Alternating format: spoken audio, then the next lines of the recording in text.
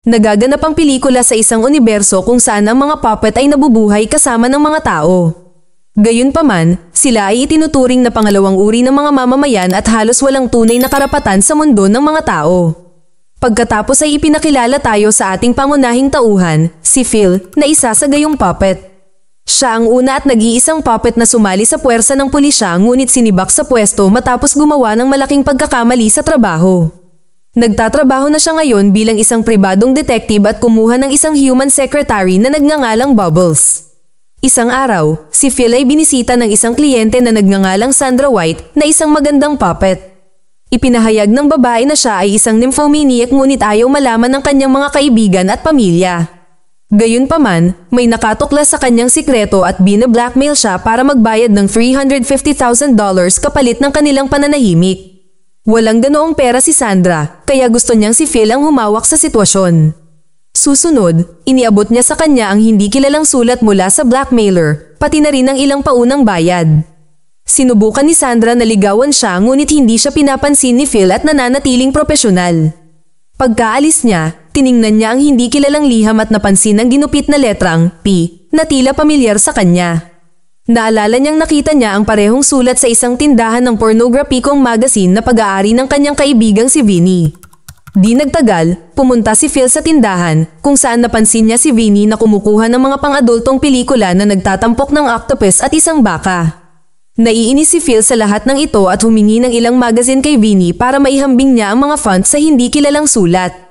Sa pagsusuri nito, natuklasan niya na ang font ay tumutugma sa isa sa mga magazine at sigurado siyang ang blackmailer ay isa sa mga kliyente ni Vinny.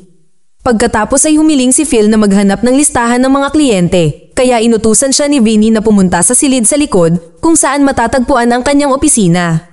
Sa daan, nakilala ni Phil ang isang matandang kaibigan na nagngangalang Bumbly Pants na isang puppet na kuneho. Dati siyang bida sa sikat na 90s sitcom na The Happy Time Gang pero ngayon ay tumatambay na lang sa mga adult store. Kaya naman, halatang nahihiya si Bumbly na makita ang dati niyang kaibigan sa ganoong lugar. Sinusubukan niya ang kanyang makakaya upang itago ang kanyang pagkagumon sa porno at kahit na tumanggi siyang kilalanin na siya ay si Bumbly Pants. Nang maglaon, habang sinusuri ni Phil ang mga record, isang misteryosong tao na nakasuot ng itim na suot ang pumasok sa tindahan na may dalang baril. Sinubukan niyang patayin si Bumbly Pants, ngunit mabilis na tumugon si Vinny at bumunot ng sarili niyang baril. Sa kasamaang palad, binaril ng salarin si Vinny hanggang sa mamatay at pinasabog ang ulo ng pugita at baka. Pagkatapos ay brutal niyang pinatay si Bumbly bago tuluyang tumakas sa tindahan. Sa panahong ito, si Phil ay nananatili sa opisina at hindi alam ang kaguluhan dahil ang malakas na musika ay pinipigilan na marinig ang mga putok ng baril. Makalipas ang ilang sandali, lumabas si Phil at natakot na makita ang tindahan na ganap na nagkakagulo, napatay ang lahat. Hindi nagtagal ay dumating ang mga pulis at nakilala ni Phil si Connie Edwards, isang kilalang tiktik na dating kasosyo niya sa puwersa ng pulisya. Nagkaroon sila ng mapait na pag-aaway at hindi pa rin nila kayang tiisin ang isa't isa. Gustong-gusto ni Connie na arestuhin si Phil dahil siya lamang ang nakaligtas sa shootout na tila lubhang kain na hinala. Gayunpaman, ang dating amo ni Phil, si Teniente Banang, ay hindi naniniwala na magagawa niya ang ganoong bagay at hinayaan siyang umalis. Kasunod nito, nakipagkita si Phil sa kanyang kapatid na si Larry, isang aktor na minsang lumabas kasama ni Bumbly Pants sa The Happy Time Gang. Hinahabol ng magkapatid ang kanilang buhay at ipinaalam sa kanya ni Phil ang malagim na pagkamatay ni Bumbly Pants. Gayunpaman, mukhang walang pakialam ang huli sa mga ganitong bagay at sinabing pangarap ng Bumbly Pants na mamatay sa isang porn store. Sa gabi, makikita natin si Phil na umiinom ng mag-isa na nagmumuni-muni sa kanyang mga araw ng kaluwalhatian noong siya ang pinakamahusay na pulis sa lungsod. Sa sandaling iyon, dumating si Connie at inanyayahan siyang magpalipas ng gabi ng magkasama, ngunit tumanggi siya. May nararamdaman pala ang babae para sa kanya, pero si Phil ay tuluyang nakalimot sa kanyang pagmamahal. Sa ibang lugar, makikita natin si Larry na nagsasaya sa isang hot tub kasama ang kanyang kasintahang tao. Ipinakita niya ang kanyang mga lumang recording mula sa rap party ng The Happy Time Gang kung saan itinatampok din sina Connie at Phil. Pagkatapos ay itinuro ni Larry ang isang artistang babae na nagngangalang Jenny, nakarelasyon ng kanyang kapatid noon. Makalipas ang ilang sandali, ang kasintahan ni Larry ay pumunta upang kumuha ng ilang inumin na iwan siyang mag-isa sa batya. Sa sandaling ito, may naglabas ng 3 masasamang aso sa bahay na agad na dumurog kay Larry nang makita ito ng kanyang kasintahan at pilit na tinataboy ang mga aso. Ngunit wala itong pakinabang at nahulog sa hot tub at kinagat ng mga aso ang mga pribadong bahagi ni Larry. Pagkatapos ng alitan na ito, pareho silang pinagalitan ni Teniente Baneng na bigo sa kanilang patuloy na pagtatalo sa hanay ng mga pagpatay, ngunit dapat makipagtulungan si Phil kay Connie. Nang marinig ito, pareho silang hindi nasisiyahan dito, ngunit wala silang pagpipilian kundi sundin ang mga utos. Kasunod nito, atubiling sinimulan ng dalawa ang kanilang investigasyon at hinala ni Phil na may sadyang pinupuntirya ang mga dating miyembro ng The Happy Time Gang. Naniniwala siya na ang pumatay ay partikular na dumating para kay Bumbly Pants sa tindahan ng porno at ang iba ay nahuli lamang sa maling oras. Sa kanilang pagsisiyasat, nakilala ng dalawa ang isang lalaking nagngangalang Ron Oven na siyang producer ng palabas. Tinanong nila siya tungkol sa mga patay na artista at kung may alam ba siya tungkol dito. Gayunpaman, lumilitaw na may masamang opinyon si Ron Oven laban sa mga puppet at tumangging makipagtulungan. Nagalit ito ng husto kay Phil kaya pinatumban niya ito gamit ang isang metal na bola at nagnakaw ng ilang mahahalagang dokumento tungkol sa palabas. Nang maglaon, nang suriin ni Phil at Connie ang mga dokumento, natuklasan nila na ang 7 pangunahing aktor ay dapat tumanggap ng $10 milyong na royalty. Sa kaso ng pagkamatay ng aktor, ito ay napupunta sa asawa, at kung walang asawa, ang bahagi ng namatay ay nahahati sa mga natitirang aktor. Naiintindihan ng duo na ang pumatay ay dapat isa sa mga aktor na gustong tumanggap ng mas malaking bahagi ng royalty. Sa impormasyong ito, binisita nila ang isa pang aktor na nagngangalang Lyle na ngayon ay isang drug lord. Dumating ang dalawa sa isang underground ghetto, ngunit ang mga puppet doon ay nagalit nang makita si Connie dahil bawal ang mga tao sa lugar na ito. Pagkatapos ay ipinaalam ni Phil sa kanila ang isang maliit na sikreto tungkol kay Connie. Pagkatapos na masugatan sa trabaho minsan, nagkaroon siya ng liver transplant mula sa isang puppet. Para ma-verify ito, inalok siya ni Lyle ng puppet na gamot na maaaring maglagay sa isang tao sa diabetic coma kung inumin nila ito. Ininom ni Connie ang gamot ng walang pag-aalinlangan at nakakagulat, ito ay may parehong epekto sa kanya tulad ng ginagawa nito sa isang puppet. Kasunod nito, lumabas sina Phil at Lyle para sa isang pribadong pag-uusap habang nananatili si Connie upang maglaro ng poker kasama ang mga puppet. Gayunpaman, nagsimula silang gumawa ng mga sexist na komento sa kanya at tinatrato din ng isang babaeng empleyado ng napakasama na ikinagalit ni Connie.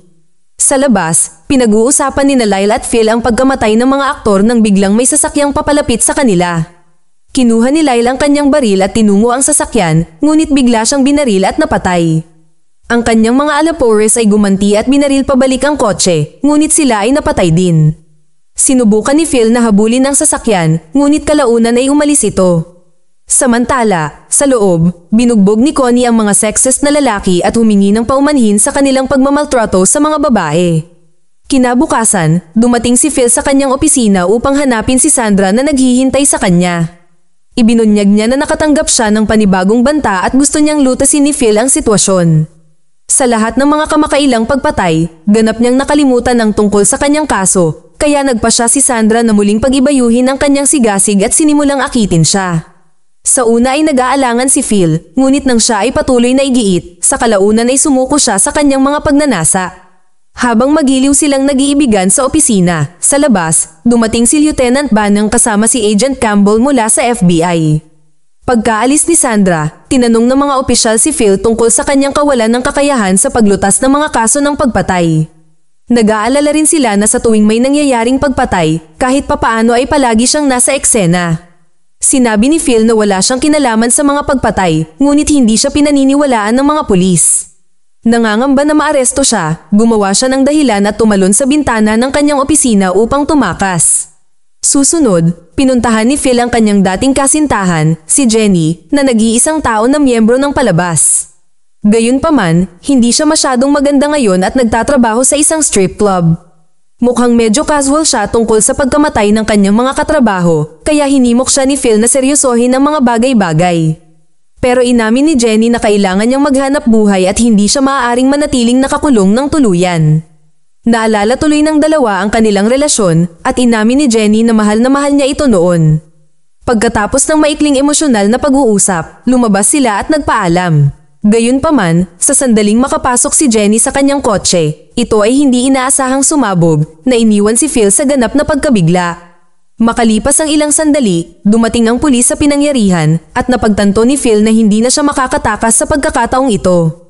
Kaya siya tumakbo palayo doon at tumungo sa bahay ni Connie upang magtago mula sa mga pulis. Napansin ni Phil na mahimbing siyang natutulog at tumitingin sa ilang lumang naka-frame na larawan nilang magkasama. Ang eksena ay nag-flashback pabalik sa 12 taon na ang nakakaraan kung saan makikita natin ang isang magnanakaw na hawak si Connie at tinutukan ng baril. Sinubukan ni Phil na barilin ng kriminal ngunit hindi ito tumama at ang bala ay lumihis sa isang random na puppet na dumadaan na kasama ng kanyang maliit na anak na babae. Binaril din si Connie ng magnanakaw ngunit kahit papaano ay nagawa niyang patayin ito. Kasunod nito, isinugod siya ni Phil sa puppet na ospital kung saan siya naoperahan sa atay. Ngunit siya ay pinarusahan ng lahat dahil sa kanyang kawalan ng kakayahan at kalaunan ay tinanggal sa kanyang trabaho. Sa kasalukuyan, natuklasan ni Connie at Phil na isa pang miyembro ng Happy Time Gang ang natagpuang patay kaninang umaga. Siya ay tila tumalon at nalunod sa karagatan matapos ma-overdose sa bawal na gamot. Napagtanto ng duo na 5 miyembro ang patay, 2 na lang ang natitirang aktor, sina Ezra at Kara. Magpinsan nga pala ang dalawa, pero kasal na at may mga anak na. Nagpa siya ang dalawa na bisitahin sila, umaasa na sa pagkakataong ito ay mahuli na nila ang mamamatay tao. Sa sumunod na eksena, nakarating sila sa bahay ng magpinsan na nasa gitna ng disyerto. Napansin nila ang mga bata sa isang silid na deformed at sumisigaw ng ligaw sa harap ng salamin. Ang dalawa pagkatapos ay tumungo sa isa pang silid kung saan nakagugulat nilang nakita sina Ezra at Kara na patay sa kanilang mga kama. Walang bakas ng pumatay kahit saan na nagiiwan sa dalawa na bigo. Gayunpaman, nang malapit na silang umalis sa bahay, nagpakita si Agent Campbell kasama ang kanyang koponan at inaresto si Phil para sa mga pagpatay. Ang eksena ay pagkatapos ay pinuto sa istasyon ng pulisya kung saan makikita natin si Sandra na nagtitestify laban kay Phil sa harap ni Campbell. Ito ay lumabas na siya ay kasal kay Jenny at inihayag niya na sila ni Phil ay may ilang buwan na may relasyon. Sinabi ni Sandra na gusto lang ni Phil na tanggalin si Jenny para makuha niya si Sandra sa kanyang sarili. Ngunit pinatay niya ang lahat ng iba pang mga aktor upang magmukhang bahagi ito ng isang mas malaking pamamaraan. Itinanggi ng isang natulala na si Phil ang mga akusasyon, ngunit hindi siya pinaniwalaan ni Campbell dahil nakita nilang nag-iibigan ang dalawa ilang araw lang ang nakalipas. Naging sanhi ito ng pagkawala ng galit ni Connie at nakipag-away kay Campbell na nagre-resulta sa kanyang pagkakasuspinde sa kanyang trabaho. Nang maglaon ng gabing iyon, nang bumalik sa bahay ang isang galit na si Connie, natuklasan niyang naghihintay sa kanya si Bubbles. Ang dalawa ay may emosyonal na pag-uusap kung saan ipinahayag nila ang kanilang kalungkutan tungkol sa kung paano kinukuha si Phil sa isang bagay na hindi niya ginawa. Determinado silang iligtas siya, nagsama-sama sila at tumungo sa apartment ni Sandra, umaasang makakahanap ng ebidensya laban sa kanya. Pumasok sila sa bahay at natuklasan ng isang lihim na silid na puno ng ebidensya kung paano pinatay ni Sandra ang lahat ng aktor. Sa isang nakakagulat na twist, nalaman ni Connie na si Sandra ay ang parehong babae na ang ama ay aksidenteng napatay ni Phil 12 taon na ang nakalilipas. Pagkatapos ay nagpa siya silang umalis kasama ang ebidensya, ngunit nagtakda si Sandra ng booby trap na nagiging sanhi ng pagkasunog ng buong lugar. Ang lahat ng ebidensya ay nawasak. Ngunit sa kabutihang palad, ang dalawang babae ay nakatakas ng ligtas. Kinabukasan, binisita ni Connie si Phil sa kulungan at ipinaalam sa kanya ang lahat ng kanyang natuklasan. Dahil alam niyang hindi niya ito mailalabas sa pamamagitan ng karaniwang paraan, binaril niya ito sa braso. Kasunod nito, nagsimulang sumigaw si Connie na sinasabing hindi niya sinasadyang nabaril si Phil at hindi nagtagal ay dinala siya sa isang ambulansya. Sa daan, pinatumba ni Connie ang driver at ang taong maayos na gumagamot sa sugat ni Phil. Ninakaw ng dalawa ang ambulansya at nagtungo sa paliparan dahil nagpaplano si Sandra na umalis ng bansa. Pagdating nila sa lokasyon, pinusisan ni Phil si Connie sa manibela upang matiyak na hindi na niya muling ilalagay ang sarili sa panganib. Pagkatapos ay pinuntahan niya si Sandra ng mag-isa at sa huli ay nahanap niya ito. Humingi siya ng paumanhin sa nangyari sa kanyang ama at ipinaliwanag niya kung paano niya hinarap ang panghihinayang araw-araw. Nang tanungin ni Phil kung bakit niya pinatay ang lahat ng aktor na iyon, ibinunyag ni Sandra na gusto lang niyang makita siyang magdusa. Sa sandaling ito, si Jenny, na lumalabas na buhay, ay nagpakita at ipinahayag na siya ang may pakana kay Sandra sa lahat ng panahon. Ngayong patay na ang lahat ng artista, mayaman na sila sa kita ng palabas. Sumunod, pinakiusapan ni Sandra si Jenny na barilin si Phil, ngunit nagdadalawang isip ang babae dahil may gusto pa rin siya sa dating kasintahan. Iminungkahi ni Jenny na umalis sila sa halip, ngunit isang galit na Sandra ang nagpatumba sa kanyang asawa. Pagkatapos, kinuha ng ilan sa mga bodyguard ni Sandra si Phil at itinapon sa mga turbine ng eroplano. Mukhang malapit na itong matapos, pero sa huling sandali, nagpakita si Connie. Mabilis niyang pinatumba ang lahat ng mga bodyguard at pinakawalan din ang kanyang kasama. Ngunit makalipas ang ilang sandali, siya ay hinawakan ni Sandra na hawak siya ng baril sa parehong posisyon tulad ng 12 taon na ang nakakaraan. Hiniling ni Connie kay Phil na barilin siya, ngunit sinabi ni Sandra na hindi niya gagawin dahil siya ay isang talunan na walang magawa ng tama. Naalala ni Phil ang nakaraan niyang pagkakamali at kinabahan siya, ngunit nagawa niyang hilahin ang gatilyo ng may determinasyon. Buti na lang at hindi niya pinalampas ang pagkakataong ito at tinapos si Sandra. Sa huling eksena, maraming opisyal ang dumating sa pinangyarihan at binati ni Banang sina Connie at Phil sa matagumpay na paglutas ng kaso.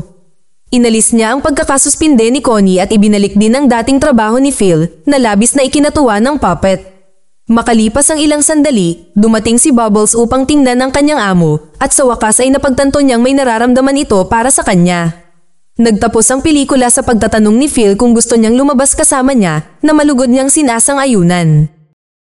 Mag-subscribe para sa higit pang mga video na tulad nito, i-on ang notification at mag-iwan ng like para matulungan ang aming channel. Salamat sa panunood.